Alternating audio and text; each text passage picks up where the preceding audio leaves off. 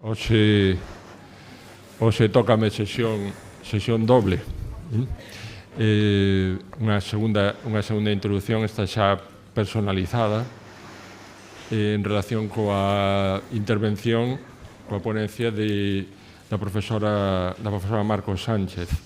A profesora Marcos Sánchez é catedrática de Historia Antiga na Universidade de Cantabria e ten dedicado un esforzo investigador dentro do amplo campo da antigüidade ao período tardío, especialmente da antigüidade, un período, podíamos decir, falo da miña relativa ignorancia absoluta en comparación co seu coñecemento, dende logo, un período relativamente convulso en moitos aspectos, un período de cambio no que, entre outras cousas, se está introducindo con forza, se está espallando con enerxía non sempre ben empregada, me parece, unha nova religión, que é o cristianismo. E baixo este título algo provocador, me parece, el mercado de las religiones en el mundo grecorromano, la profesora Marcos nos va a hablar de una serie de cuestiones que no son, lo decía antes, no son demasiado ajenas a la realidad actual, que es la convivencia, coexistencia o conflicto entre distintas religiones, entre religiones oficiales y no tan oficiales, entre religiones establecidas y religiones nuevas o traídas por gentes de otras procedencias, etcétera, etcétera. Y creo que, bueno, es una reflexión en lo que yo he podido saber de sus investigaciones, una reflexión muy interesante y en gran medida muy actual sobre este tipo de cuestiones. Y como la conferenciante es la profesora Marcos Sánchez, yo creo que es oportuno que le ceda la palabra ya y no hago más. Muy bien. A mí al final. Muy bien, pues muchísimas gracias a Ramón por esta presentación. No solo por la presentación, sino las gracias primeras es por haberme invitado a venir a Boiro. Ya lo hizo el año pasado y por motivos de agenda, pues no pude venir. Y este año también, cuadrando con muchas cosas, pues he venido. Y la verdad que estoy contentísima ya. Llegué ayer, el alcalde hablaba de la amabilidad de los gallegos y nosotros pudimos ya probar esa amabilidad con el taxista que nos recogió en el aeropuerto, que nos acompañó y que nos vino hablando medio en gallego, medio en castellano, de Galicia, con muchísimo cariño por su tierra y de su familia. Y ya nos hizo sentir bien nada más poner el pie aquí en esta tierra y a continuación la señora que nos acogió en su casa, en donde dormimos, pues lo hizo con la misma amabilidad. Entonces, es admirable llegar a un lugar y que te traten tan bien. Y anoche pues, nos invitaron a cenar y la verdad es que yo espero estar ahora a la altura de esta invitación, hablándoles a ustedes de los temas sobre los que yo trabajo. Yo soy profesora de Historia de Roma, de la Roma antigua, y desde hace 30 años estudio las religiones del Mediterráneo antiguo. Esto me ha permitido, después de tanto tiempo, dirán ustedes, pues esta señora, en fin, no es que se disperse mucho en la vida, pero después de tanto tiempo de reflexión, creo que ya estoy en disposición de hacer reflexiones en el tiempo largo. Y los últimos tiempos me he dedicado a estudiar el conflicto religioso en la antigüedad como un paradigma de los conflictos del Mediterráneo, no solamente en el mundo antiguo, sino también hasta el mundo moderno. Y creo que puedo decir, y espero poder transmitírselo también hoy en esta conferencia, que las cosas que sucedieron en el mundo antiguo, lo que tiene que ver con el sentimiento religioso de las personas y los sistemas religiosos también controlados por el Estado, pues nos enseñan mucho sobre las religiones del presente y también sobre quiénes somos nosotros hoy. Estudio sobre todo, como he dicho, el conflicto religioso y también las estrategias para la resolución de ese conflicto en la antigüedad.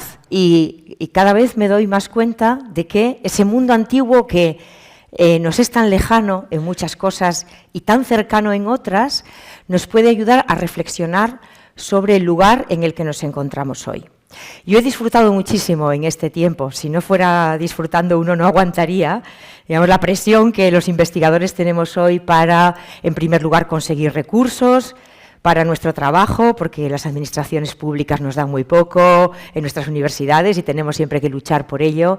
Y creo que, bueno, el Centro Arqueológico de Barbanza es un modelo en este sentido de trabajo serio y bien realizado y que han tenido esta capacidad para sobrevivir en 13 encuentros de arqueología y de poder hacerlo, como nos han dicho los ponentes, los que nos han saludado en la primera mesa, poder hacerlo de manera ininterrumpida. Entonces, esto es un privilegio que no se da en muchos otros lugares y desde luego, tener un público tan grande, yo hace mucho que no hablo para tantas personas, así que os agradezco ya de antemano vuestra presencia aquí y voy a empezar ya con mi conferencia. Me ponen por favor la primera diapositiva. Voy a empezar, como nos gusta a los historiadores, con una cita.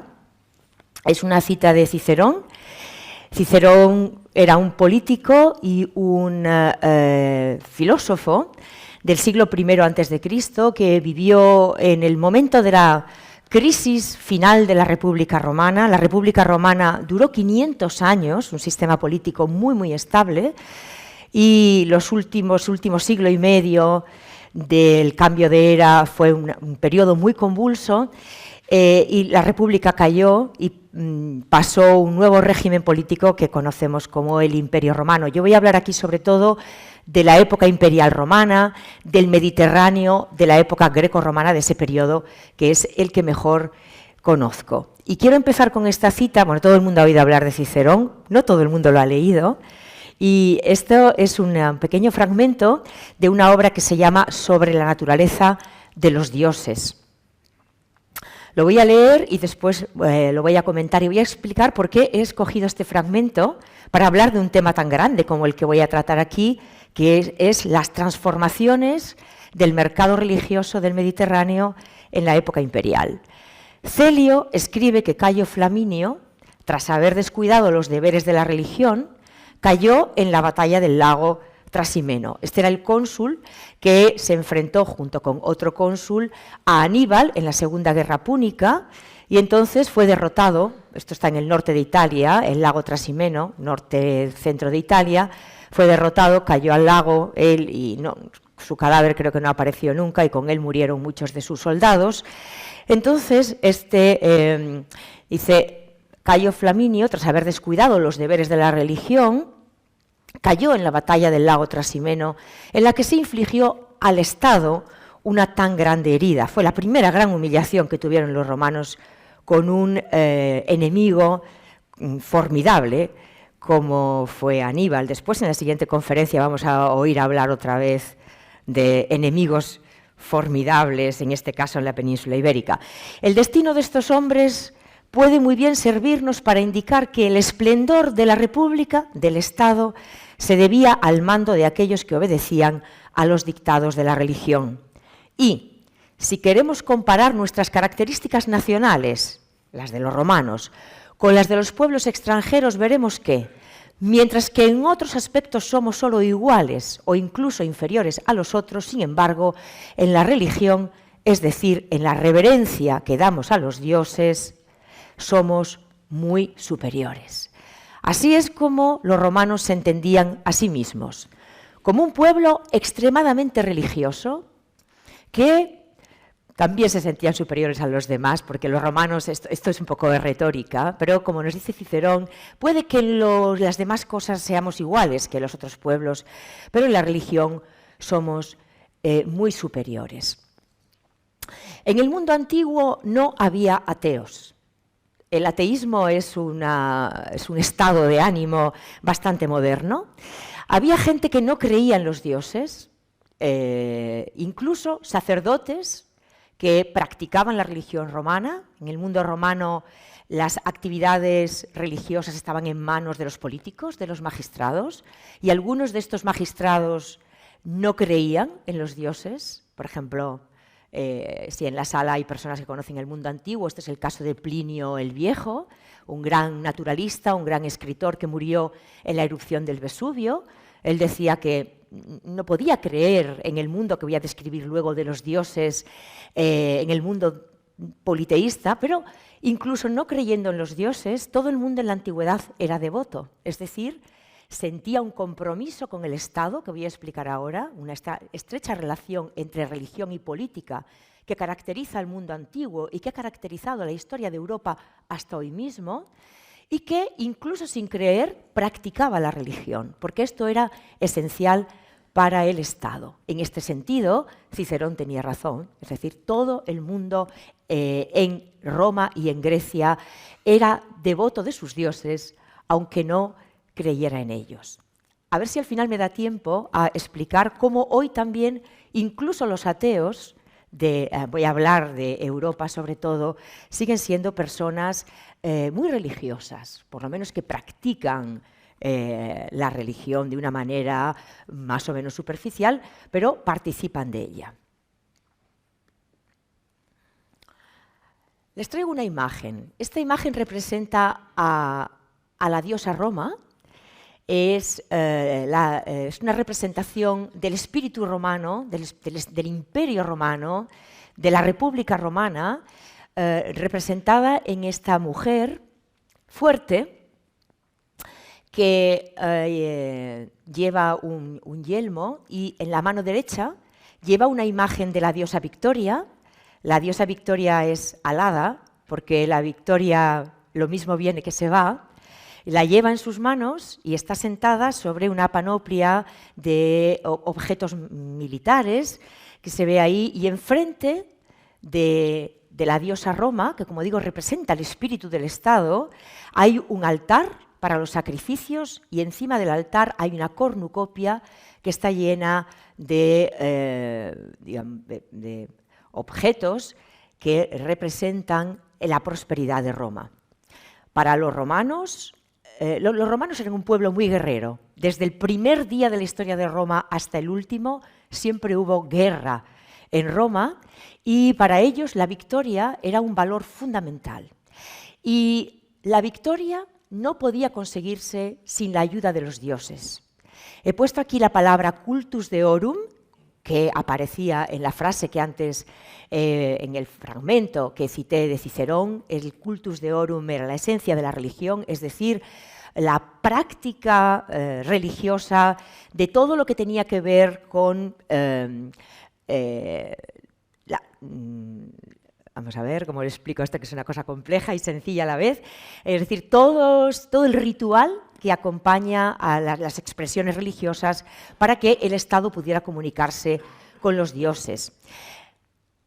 La religión en la época grecorromana era una cuestión del Estado, y los grecorromanos establecían una relación con sus dioses que era una relación muy interesada, igual que nosotros ahora, y que se encierra en la fórmula que he puesto aquí en latín, pero que se entiende muy bien inmediatamente en castellano: do ut des, te doy para que me des.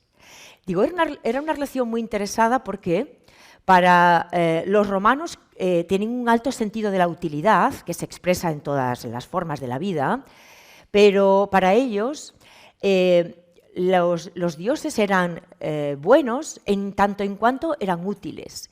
Y si una divinidad no se demostraba útil, pues la relegaban a un lado. Entonces, para que los dioses se mostraran propicios y útiles al Estado y a las personas, era necesario que el Estado y las personas se correspondieran con ellos a través de los ritos religiosos. Este sentido práctico que tienen los romanos se refleja también en la religión. De alguna manera nosotros somos también así. Nosotros estamos acostumbrados, la mayoría de las personas que estáis en esta sala y los que estamos en esta mesa, somos cristianos. Podemos ser ateos, podemos ser no practicantes, pero nuestra cultura es cristiana. E incluso cuando uno no cree, en los momentos de mayor crisis, se acuerda de Dios y dice, ay, Dios mío, ayúdame a esto. Y uno a veces entra en una iglesia y ve allí a esos santos que nos resultan tan familiares, que son los mediadores entre un Dios omnipotente y nosotros que somos pequeñitos.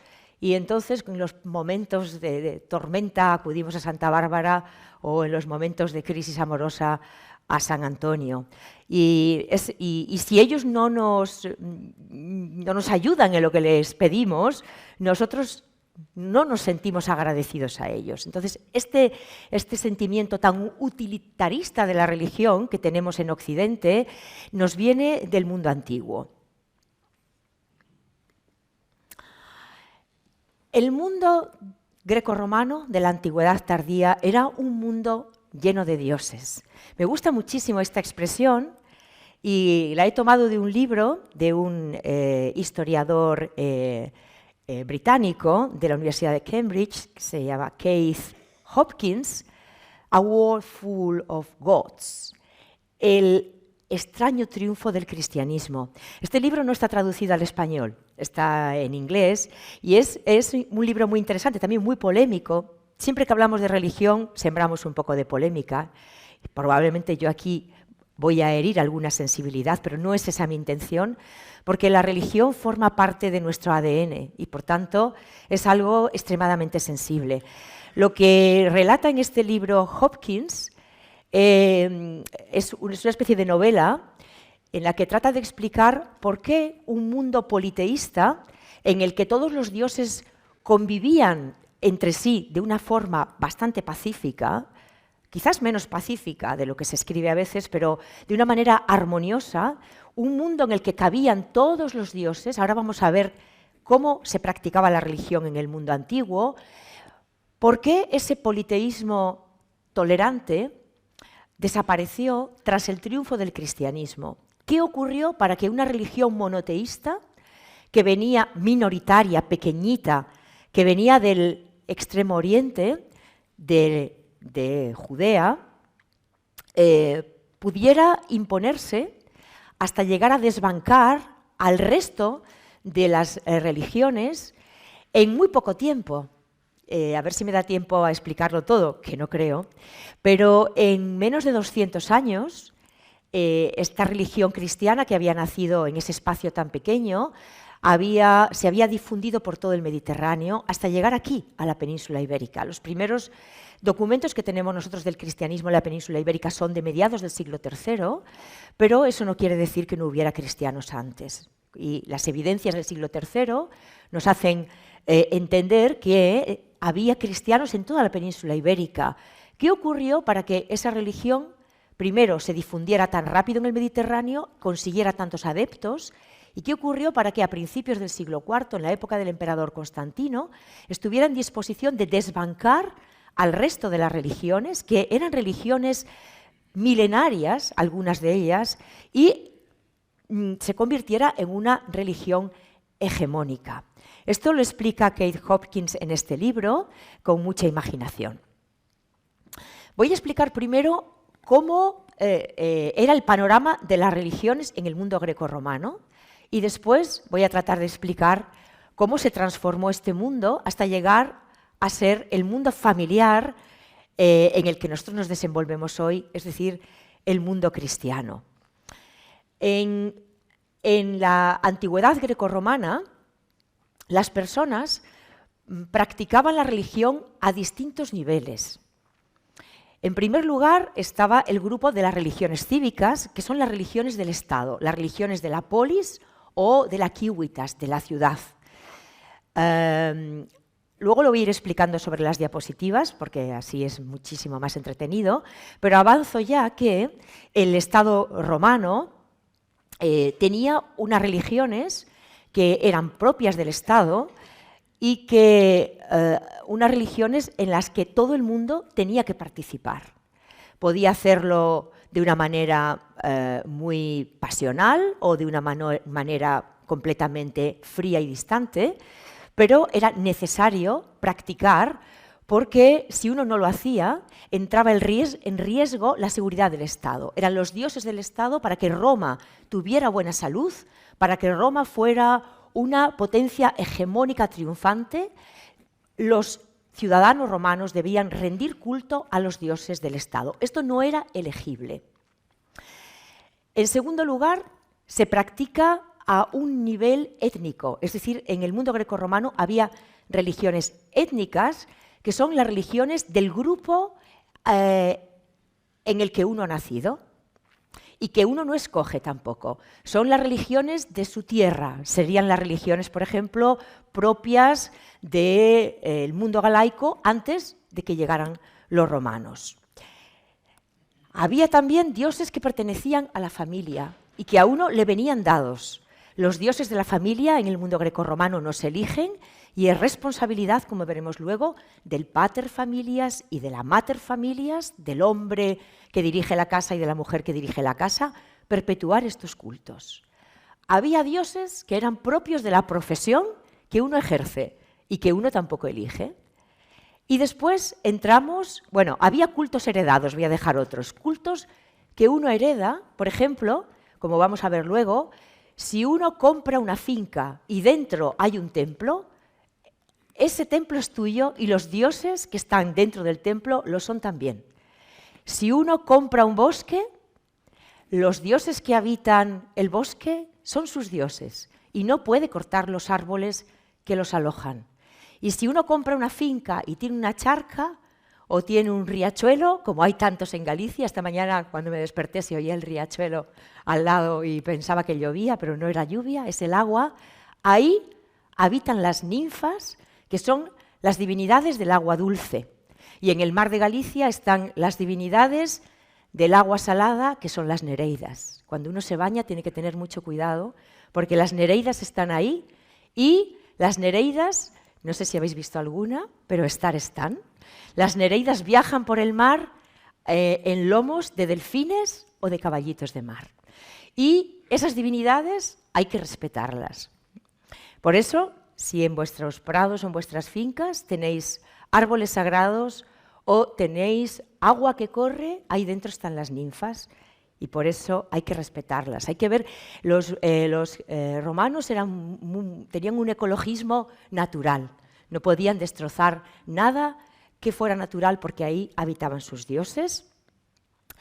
Había también un mundo muy variado de la experiencia personal religiosa que tenía que ver bien con cultos que uno elige, es decir, cultos que no están en este catálogo que he dicho antes y que nosotros llamamos sobre todo, bueno, la mayor parte de estos cultos los englobamos bajo la categoría de los cultos orientales, que son religiones, he puesto aquí Isis, Cibeles, etcétera. Son religiones que eran muy intimistas y que se parecen mucho, el cristianismo se parece mucho a ellas. Por eso cuando hable de cristianismo me voy a referir a este tipo de religiones, que son religiones que normalmente prometen un renacimiento en lo eterno. Porque las religiones cívicas del mundo grecorromano y las otras religiones, de las que ahora voy a hablar un poco más, son religiones bastante ritualistas, formalistas, y ninguna de ellas promete la resurrección. Esto, uno de los éxitos del cristianismo tiene que ver justamente con esta vida del más allá que se promete a sus cultores, es decir, a las personas que practican esta religión. Y además de todo esto, uno tenía sentimientos religiosos personales muy íntimos que estaban relacionados con el mundo de la magia, de la astrología y de la adivinación, que en la antigüedad forma parte del universo religioso de las personas. Y ahora el público me pensará, ¿cómo es posible tener tantas formas de practicar la religión que son todas ellas compatibles entre sí. Esto ya nos da idea de hasta qué punto la gente de la antigüedad era religiosa, inevitablemente religiosa, porque estaba rodeada de todos estos condicionantes. Pues lo voy a mostrar en unas imágenes. He dicho que voy a empezar a hablar muy rápido de religión cívica. Las imágenes que voy a presentar aquí son muy conocidas y muchas de las personas que están en la sala la habrán visto. En la parte izquierda, la imagen, voy a señalarlo porque si no después va a ser difícil que esto se quede bien grabado. Aquí tenemos un bajorrelieve en el que está representado el emperador Marco Aurelio. Marco Aurelio está aquí en el centro de la imagen, togado, con la cabeza cubierta. Aquí tenemos a Augusto, igualmente togado, con la cabeza cubierta. Los sacerdotes en la antigüedad, los magistrados sacerdotes, cuando practicaban la religión, se velaban, se cubrían la cabeza. Y Marco Aurelio está haciendo un sacrificio, es el emperador. En el mundo antiguo, como he dicho, casi no hay especialistas. Hay algunos sacerdotes especialistas en religiones, pero la religión la practican los magistrados. Y todos ellos tenían experiencia en esta praxis, de manera que esto contribuye a reforzar también la extraordinaria identidad que hay entre religión y política. Hoy nos resultaría muy extraño a nosotros que el presidente del gobierno oficiara una misa, pero en la antigüedad era el mismo emperador el que hacía estas funciones. Entonces lo vemos ahí haciendo el sacrificio. Detrás está el toro, que es el animal sacrificial por excelencia, y aquí vemos a Augusto togado en calidad de pontífice máximo. El jefe de la religión romana en la antigüedad se llamaba así, Pontifex Maximus, que es el mismo nombre que lleva hoy el Papa. Esta es también una imagen de religión cívica, de religión pública. Es una imagen que he tomado de la columna Trajana en Roma. Quien haya estado en Roma ha ido a ver el foro y los foros imperiales, y entre todos ellos destaca la columna del emperador Trajano, que celebraba las victorias de los romanos sobre el pueblo de los dacios, actualmente Rumanía, al otro lado del Danubio. Es la primera vez que los romanos pasaron el río Danubio, que es muy, muy caudaloso, y conquistaron la Dacia, en un territorio rico, sobre todo en árboles, en minas, etc. Y la columna Trajana relata como en un cómic, de abajo arriba, las escenas de la conquista de la Dacia por parte del emperador Trajano y de su ejército, y hay múltiples escenas en las que aparece el emperador haciendo ritual religioso, sacrificios, como vemos aquí. Es una imagen muy parecida a la que hemos visto antes de Marco Aurelio. Trajano es un antepasado suyo. Y aquí vemos al ejército participando de la religión. Y aquí vemos entonces la escena en la que se traslada al toro, se traslada el carnero y se traslada el cerdo para ser sacrificados en el altar. Son los tres animales sacrificiales por excelencia. Imágenes como estas pueblan los museos del Mediterráneo porque el sacrificio era el elemento central de la religión cívica. Ramón, pásamelo. Bueno, es que estoy muy acostumbrada a que me sirvan, ¿eh? Estoy hecha una señora. Esta es también una imagen de religión cívica. Era una broma tonta la que he hecho, disculpadme. Una imagen también de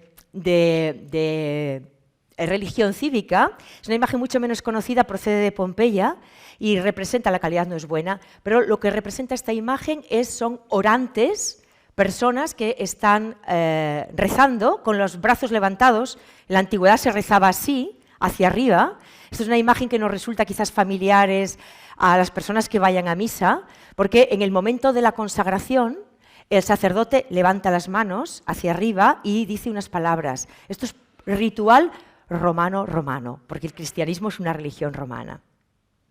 Voy a aventurarme yo sola.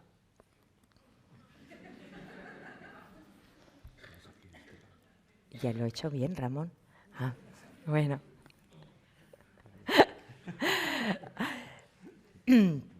Disculpadme. Religión étnica. La religión étnica a los gallegos le tiene que resultar muy familiar, porque es la religión de un pueblo, que digamos es la religión que nace naturalmente del grupo étnico al que nosotros pertenecemos. He traído aquí una inscripción que me es muy querida, porque es un ara, un altar. Los aras son los lugares donde se hacen los sacrificios. Y las aras suelen tener un texto grabado que habla de la divinidad a la que se rinde culto habitualmente en ese ara. Esto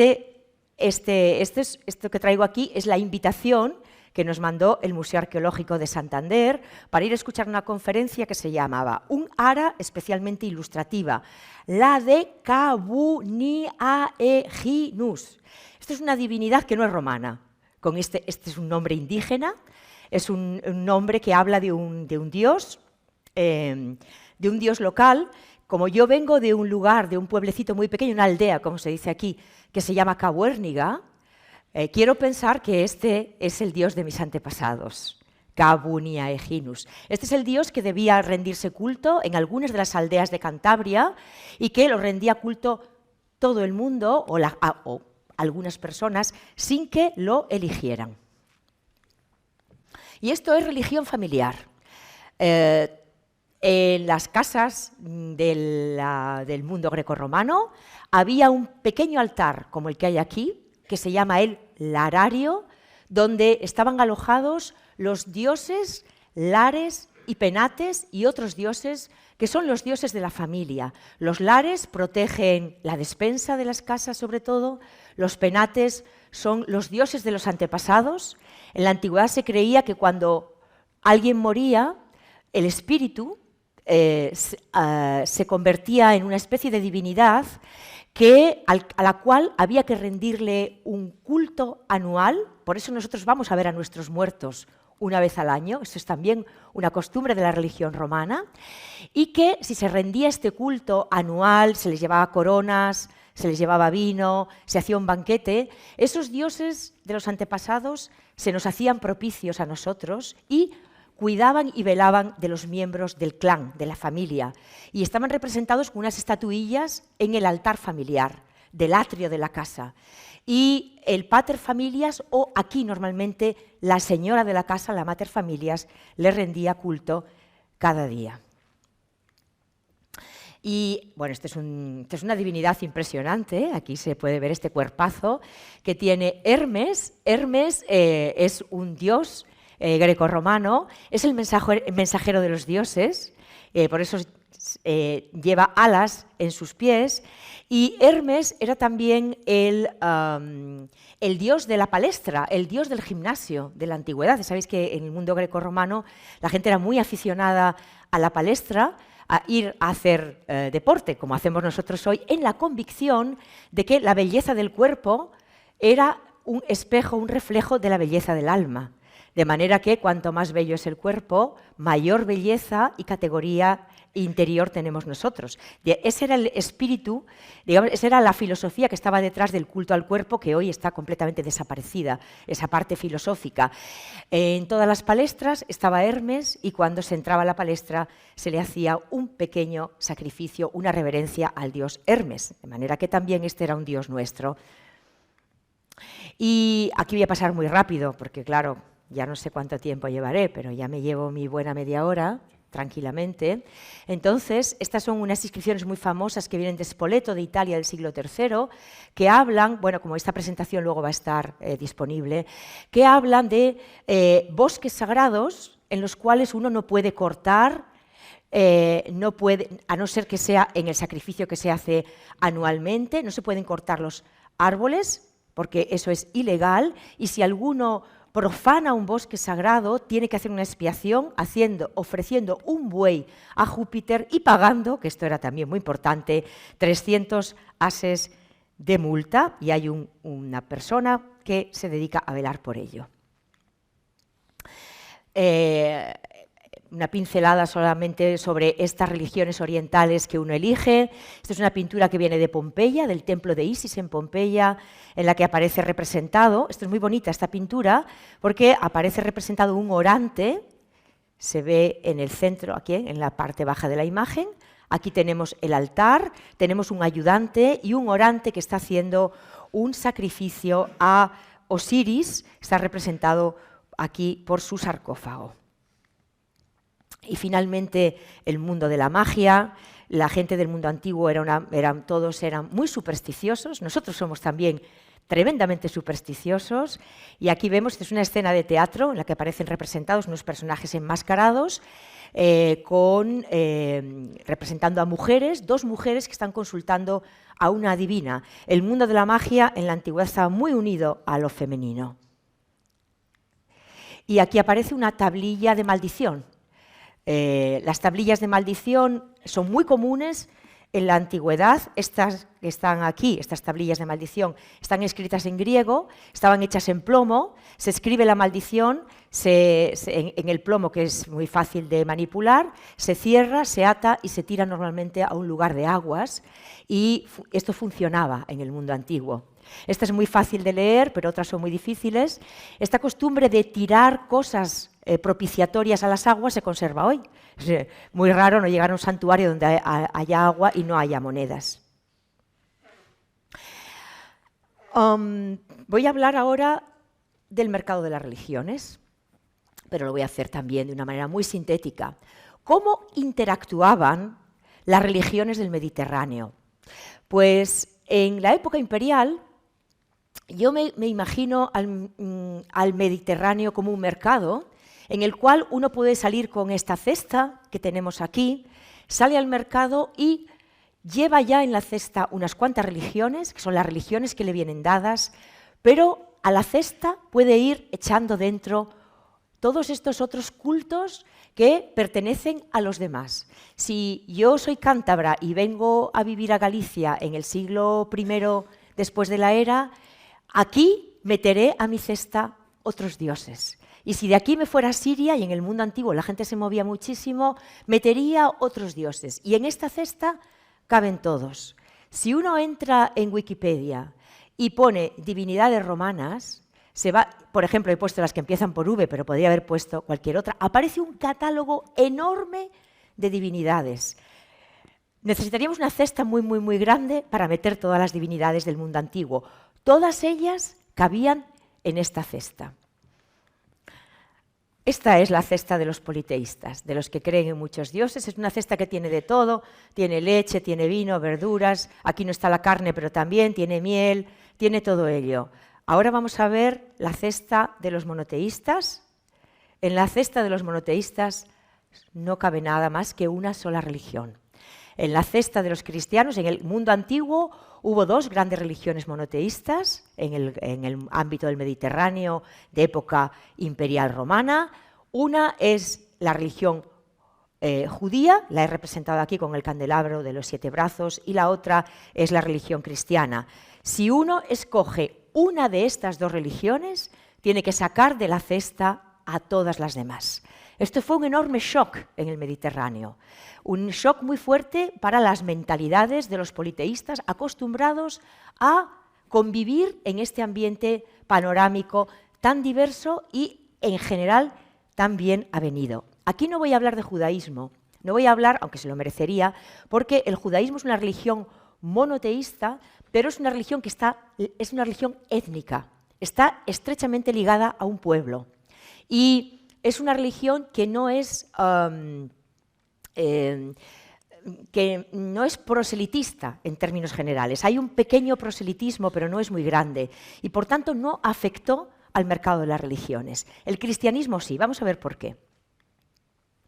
En estas dos tablas he puesto en esta las características de la religión romana y en estas las características de la religión cristiana. Vamos a ver cómo chocan la una con la otra de acuerdo con sus características, digamos, esenciales. La religión romana es politeísta, ya lo hemos visto, muchos dioses. Es una religión inclusiva. Cuando los romanos van a conquistar una ciudad, van los sacerdotes, siempre van los sacerdotes con ellos. No hay guerra en la que no participe la religión. Primero se hace un poco en Roma, se ve, se pregunta a los dioses si uno debe o no ir a esa guerra. Si los dioses dicen que no, no irán. Y después van a la guerra, y cuando se va a tomar una ciudad, por ejemplo es el caso de Veies, que conocemos muy bien, que es una ciudad etrusca, van los sacerdotes y se hace un rito que se llama evocatio, que es una llamada a los dioses de la otra ciudad, de la ciudad que uno va a conquistar. Se llama a los dioses para que se pasen al lado de los romanos, cualquiera que sea ese dios, abandonen esa ciudad y por tanto los romanos puedan tener la certeza de que la conquistarán fácilmente.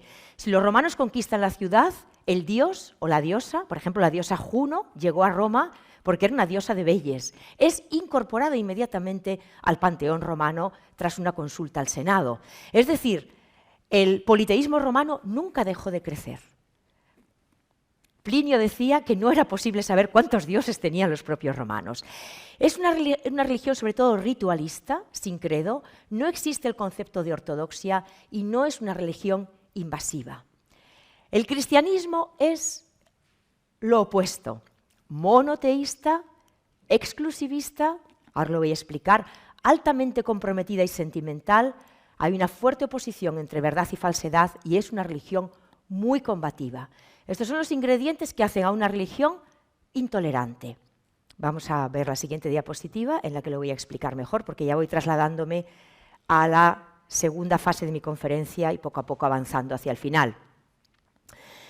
¿Qué fue lo que cambió el cristianismo en el panorama de las religiones politeístas del Mediterráneo? ¿Y qué es lo que hace que nosotros hoy, europeos, seamos como somos? La religión cristiana es una religión que solo cree en un Dios. Es una religión monoteísta, como era el judaísmo, pero he puesto en la parte final un término. Vamos a ver, este de abajo, que es la palabra intolerancia. La intolerancia es quizás el rasgo que describe, cuando hablamos de conflictos religiosos, mejor que ningún otro, al cristianismo. ¿Qué es lo que hace al cristianismo una religión intolerante, es decir, que no pueda convivir con el resto de las religiones del Mediterráneo y que a la larga acabó por desbancar a todos estos cultos? Si yo hago esta pregunta a cualquiera, alguien me va a responder: el cristianismo es intolerante porque es monoteísta. No. El monoteísmo no está en la raíz de la intolerancia cristiana, porque hay otras religiones del Mediterráneo, las hubo, que eran monoteístas y no eran intolerantes. El monoteísmo significa solo que uno no cree nada más que en un Dios, pero puede no creer en los otros dioses sin necesidad de tratar de desbancarlos.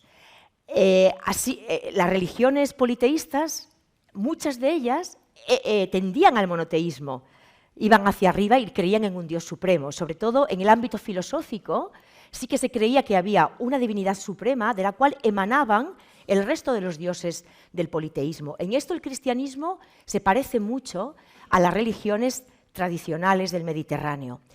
La intolerancia viene en los siguientes elementos. Primero, una fuerte dicotomía entre lo verdadero y lo falso, entre nosotros y ellos. Es decir, el cristianismo cree que está en posesión de una verdad que es única, que es el Dios de los cristianos, y que todo lo demás es falsedad. Para ser cristiano se requiere una conversión, y la conversión significa dejar fuera todo lo demás y pasar una frontera sin retorno. Es dejar fuera lo que uno fue en el pasado y convertirse en otra cosa diferente. Vuelvo a mi Dios de Cabuérniga. Si yo me convirtiera al cristianismo, debería abandonar todos los dioses, incluidos los dioses de mi familia. La conversión es profundamente traumática, porque uno deja atrás su propia identidad religiosa para pasar a otra. Y si uno pasa esa frontera, no tiene retorno. ¿Por qué uno arriesga esa transición tan fuerte? Porque lo que promete el cristianismo es tan atractivo que compensa el riesgo de la pérdida de la propia identidad. De todas maneras, cuando uno ya es cristiano, sus hijos son cristianos, ya no tienen que hacer esa transición. La transición traumática viene de la primera conversión. Por tanto, son ellos y nosotros. La religión cristiana es exclusivista y no puede convivir con ninguna otra cosa, y es una religión combativa. Es una religión universal y proselitista. Y aquí está la raíz fundamental de la intolerancia. Así como el judaísmo no era proselitista, el cristianismo lo es. Todo el mundo ha oído hablar de Pablo de Tarso, de San Pablo, que sacó la religión cristiana de Judea y la trasladó al resto del Mediterráneo. En el mercado de las religiones, la religión más competitiva es la religión cristiana. Y es este universalismo el que hace a los cristianos intolerantes, unido al sentimiento de filantropía. Esto lo vio muy bien Nietzsche. La filantropía cristiana, que obliga a los cristianos a hacer campaña para convertir a los demás, aunque ellos no quieran. Es decir, para salvar a la humanidad, y esto ahora lo vemos en otras religiones monoteístas, por ejemplo en el Islam, que ocurre, y hay esta guerra santa. Esta guerra santa originalmente viene del cristianismo. Es este deseo de, para salvar a la humanidad, convertirla aunque no quieran. Esto justifica la violencia religiosa, y esto es lo que ha acompañado la historia cristiana de Europa hasta el presente.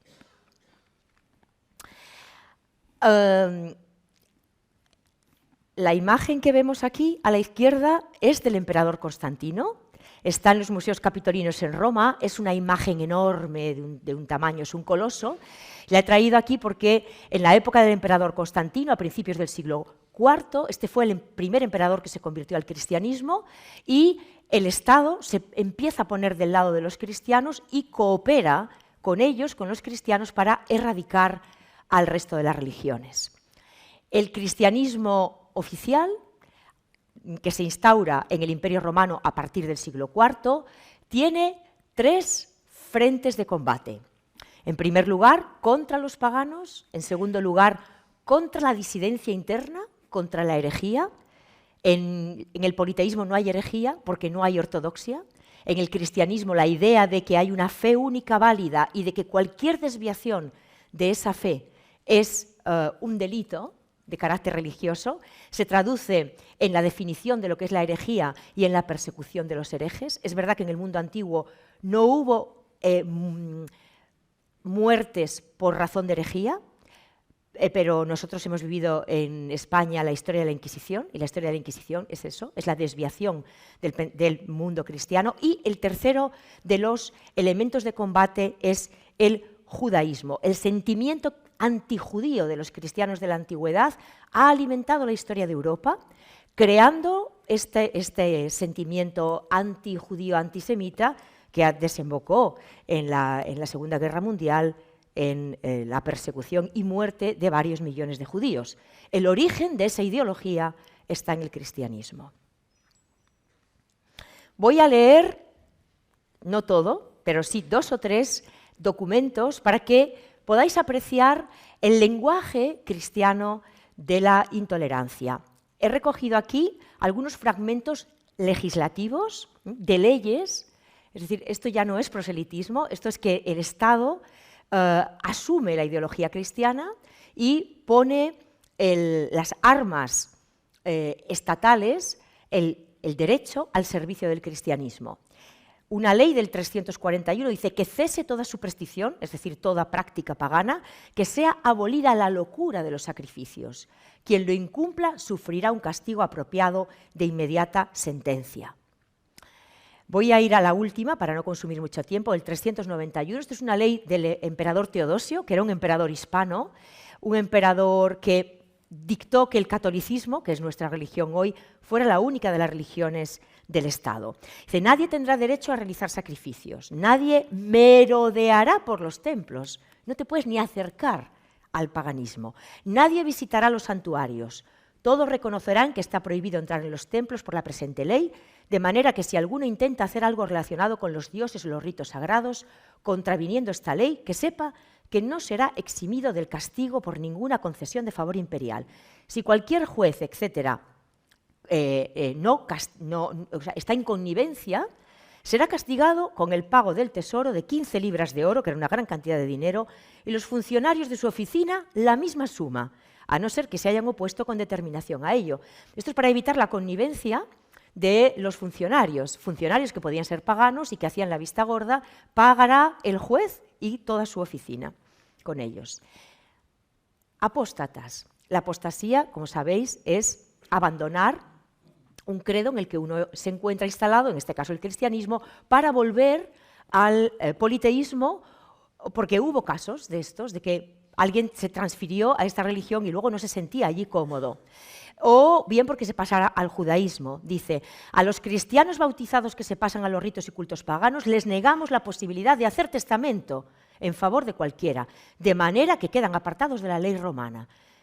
Si son solo cristianos y catecúmenos y tienen familiares directos, hijos o hermanos, esto es, sus herederos legítimos, no podrán hacer testamento según su voluntad en favor de otras personas. Es decir, medidas que iban directamente a impedir el cambio de religión. No pueden tampoco dar testimonio en los juicios, es decir, son limitaciones de carácter civil. Y abajo unas pequeñas palabras sobre cómo consideraban los cristianos de la antigüedad al judaísmo. Considerado una secta feroz, nefaria, una superstición horrenda. Ordenamos que quienes se convierten del cristianismo al judaísmo y se unen a sus reuniones sacrílegas, cuando esta acusación sea aprobada, su propiedad les será confiscada y pasará al fisco. Es decir, la cristianización del imperio se hizo en gran medida de una manera pacífica y en una muy, muy buena medida de una forma coaccionada. Y ahora vamos a los herejes. Para los cristianos es peor un hereje que un judío o que un politeísta. Todas las herejías están prohibidas, salvo por las leyes divinas, tanto por las leyes divinas como por las imperiales, y deben cesar para siempre. Si cualquier profano mediante enseñanzas punibles debilita la idea de Dios, que se guarde para sí esas opiniones y no las divulgue, para que no arruine a los demás con tal horrible enseñanza. Que no haya lugar para que los herejes celebren sus misterios, ni donde tengan oportunidad de ejercer la locura de sus mentes obstinadas. La gente debe permanecer separada de las reuniones ilegales de todos los herejes. El nombre del único y supremo Dios debe ser celebrado por doquier, manteniendo y observando la fe nicena, destinada a permanecer por siempre, como nos ha sido transmitida desde hace mucho tiempo por nuestros ancestros. La contaminación de la pestilencia, esto es una herejía, de los focianos, el veneno del sacrilegio arriano, el crimen de la perfidia eunomiana, son distintas sectas heréticas, y las monstruosidades de las sectas abominables por los malditos nombres de sus autores deben ser abolidas para que los hombres no puedan oírlas. Este es el lenguaje de la intolerancia cristiana. Y ya paso a unas pocas imágenes. En este manuscrito de época medieval está representado el concilio de Nicea, es el concilio en el que se estableció que el credo niceno, el que practicamos nosotros, era la ortodoxia, el credo verdadero, y ahí está sentado el emperador Constantino, está sentado Constantino, detrás están los obispos y sus ayudantes, y abajo está la quema de los libros de Arrio, de los arrianos, y pone en la leyenda, dice, heretici arriani damnati, los herejes arrianos condenados, y aquí están sus libros quemados. Esta es la primera vez que tenemos una prueba, lo tenemos en los textos también de la antigüedad, de quema de libros por razón de herejía.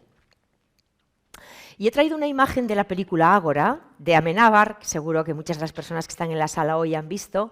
Es una película que está muy bien, tiene algunos deslices históricos, pero es que el cine no tiene por qué ser historia, ni por qué. En esta película se relata el asesinato, el trágico final de la filósofa Hipatia, una filósofa neoplatónica que había sido alumna de uno de los mejores filósofos del mundo antiguo, una mujer que tuvo una escuela de filosofía platónica en Alejandría a finales del siglo IV y principios del siglo V, y que entró en conflicto en sus ideas con los cristianos, y un grupo de radicales cristianos, que eran los monjes, que eran muy incultos en la antigüedad, se llamaban los Parabalani, acabaron destrozando su escuela.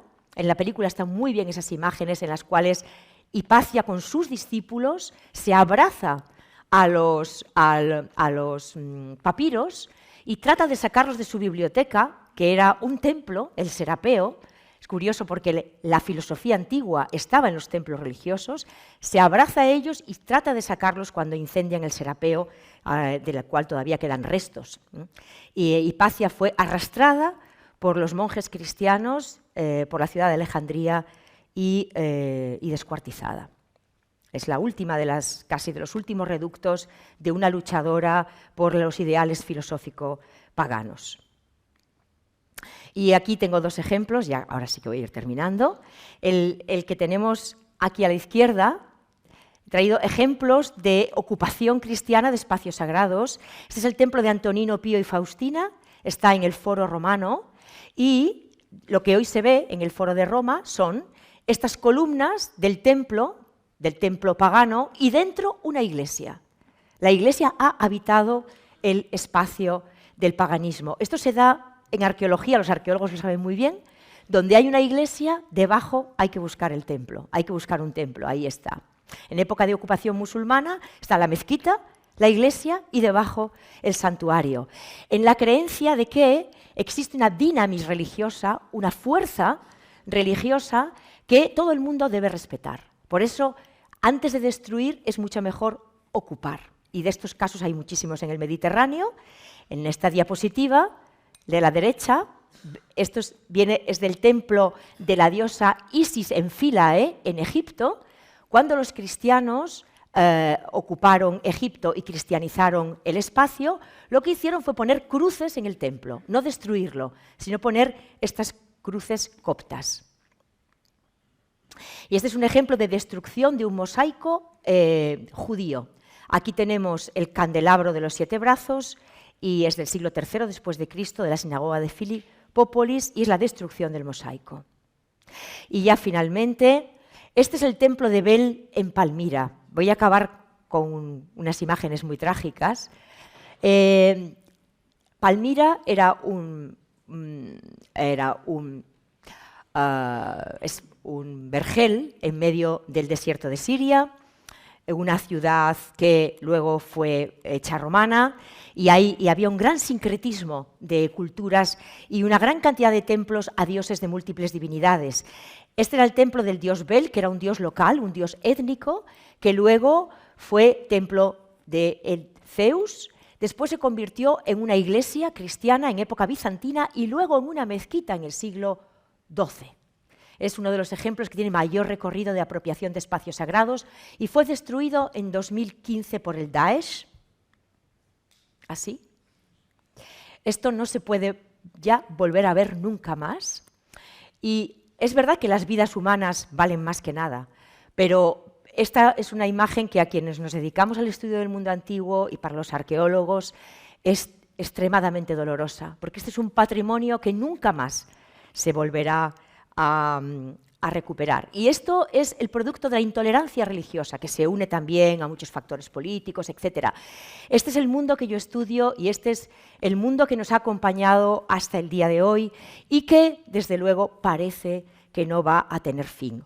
Voy a poner la última diapositiva, que aquí están los soldados ocupando Palmira. Una más. Y esta es una imagen maravillosa que traigo para no despedirme con tragedias.